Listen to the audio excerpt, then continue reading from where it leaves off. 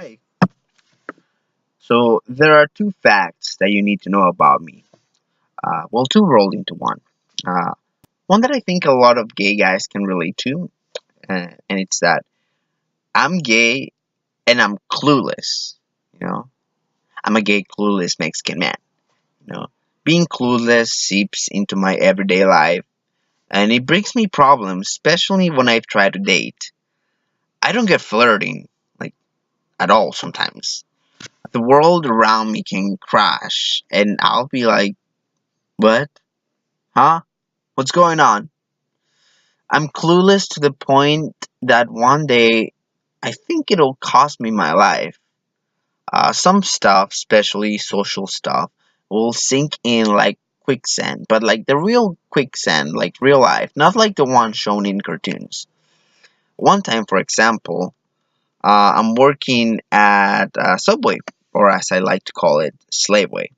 My coworker and I are in the back. She's doing dishes while I'm sweeping the floor. I hear the bell go off in the front. I tell her I'll go get her. As I'm walking up, I see this man entering, walking with a limp. Then from across the room he yells, "Yo, I'm a Crip." Now you have to take into account that I'm not LA native, and at this point of my life I've never heard of the Bloods or the Crips. And I'm also kinda hard of hearing, so what I'm hearing instead is, "Yo, I'm a cripple." So he walks up to the register and says, "Give me the money." All the while I'm thinking, oh, like this poor cripple. I tell him, "Oh, I'm sorry, sir. We don't do charity." He looks at me and says, "What?" And I go, "What?" By now he looks exasperated and says, "I said, give me money." And I reply again, "I'm sorry. I can't do that." He pulls out a gun and points it at my head. I hear my coworker behind me say, "Dude, just give him the money." Now my next question was, how did you get out here so fast? I looked back at her, then at the guy, then back at her, then back at the guy. Then I'm like, oh, this is happening. So I once went out with this guy, right? And we were like hanging out. And at the time, I didn't know that it was slang for something else. People tell me sometimes, "Oh, it's because you're lost in translation." And I'm like, no, no, I just take the meaning of what you're telling me, period. Uh, Sometimes, like, I'm baffled when I hear people tell their little girls, "Oh, you know why that boy called you ugly, then pushed you into the mud puddle, then took your shoes, then ran off? And it's because he likes you." It's like, no, no. I want to get like a water sprayer, like one you buy, get for cat training, and be like, spray them, be like, no. So anyway, I'm with this guy at Santa Monica Pier, and I still don't see what's going on. And I'm there like, "Oh, so thanks for these flowers that you brought for some reason, and thank you for giving me this stuffed um, bear that you won at that fair game. But like, so like, what's your deal?" And then he's like, "Oh, I don't want to get into like all my past relationship on the first date." And I'm just like, I'm just like, oh, this is happening. Okay.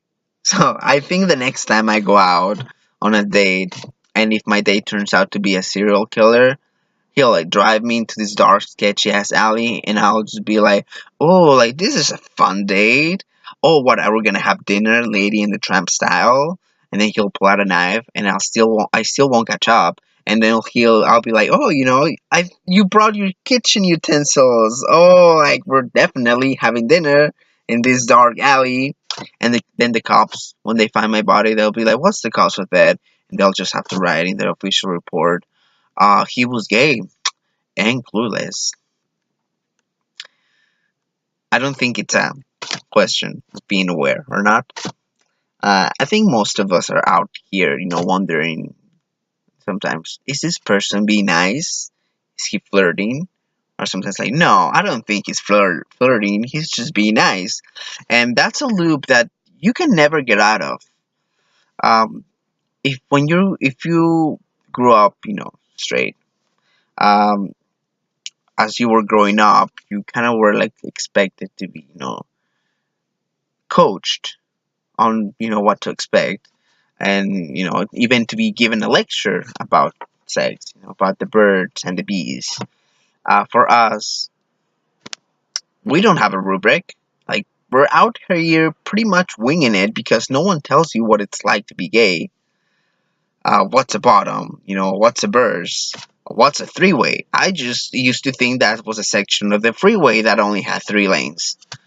For us, it's like the opposite. They tell us things like, it's a phase, or you're just confused, or maybe with the right girl. And like, no. The first few people I told I was gay, they told me, oh, you're too young to know what you like. And those were the same people that to say, is that your girlfriend? The moment they saw me interact me with any random girl. My first reaction was to cut ties with these people, which is why I was so stalked, about being 18. I know, right? Like an idiot. I was fresh out of high school. I was over 18. The world was my oyster. Which is stupid because the world is not an oyster unless you're rich and privileged. They should say instead it's sucky world that keeps on sucking, and when you think it can't suck anymore, it does. I had a couple of friends who got pregnant during high school.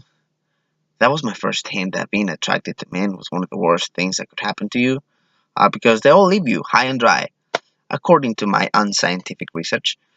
The sad truth is, men are hot sometimes. Anyway, one of my homegirls, she had her kid about a week after our graduation, and she was like, I know you're great with kids. You can come over and babysit for me. And I'm like, oh, thank you.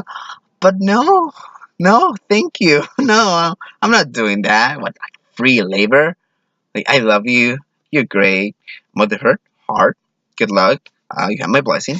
But I'm not gonna take care of more infants. I've done my part. I would help my mom um, a lot with my little brothers when they were babies because my dad was, working late, which again was code for being at the whorehouse. So no, I'm peace out. I'm off to college, to finish college because, to prove to the people who said that I couldn't finish college, just do it out of spite. Um, and then I'm off to Hollywood because, for some reason, it's every like young person's dream to like be discovered by Hollywood. And around that time, the movie Fame was out, so you just picture that. So that lasted 2 whole semesters, and around that time, my deadbeat dad decided to, skip town, the way most cheating husbands do. Um, so anyway, I'm suddenly like Sully from Monsters Inc. I'm went from like I'm probably never gonna father a child. I'm way too focused on my delusions of grandeur. One, I can get pregnant. Two, I can get anyone else pregnant. So I went from that to I am now the proud father of 2 children, my 2 little brothers, whom I love. They were 4 and 8 at the time. I had to step up, have to take care of them, work, give up school. But it's been worth it. Um, I don't know Jack, about being heterosexual. And the oldest is now 18, 18. He's 16 now, and I'm expected to give him a lecture, a talk about the birds and the bees, and I'm dreading it. I just know that when the time comes, they'll probably be the ones saying, "Oh, so this is happening."